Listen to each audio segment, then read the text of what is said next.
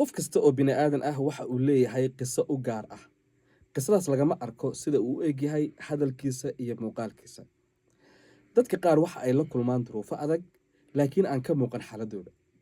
Dadka qaar waxa ay wataan labis ka duwan kii aad adigu ka filaysay inay wataan. Nasiib darrada ugu badan iyo khaladka ay bini aadamku sameeyaan waxa weeye inaan qof ku xukunno hadalkiisa, labiskiisa iyo xaalad marka dhacday. Waxaa muhiim ah mar walba si aan u ilaalino nabadda iyo wada noolaanshiyaha iyo isfahanka dadka waa inaan qofka u tixgelinaa waxa uu yahay laakiin waxa aynu aaminsannahay aynaan ku tixgelin. Ogow, waxaa laga yaabaa qofkan maanta aad ka aamintay khaladka inuusan sidaas u dhalan ama uusan sidaas ahayn, balse uu yahay duruuf ama xaalad ay keentay. Haddaba, don't judge book by its cover.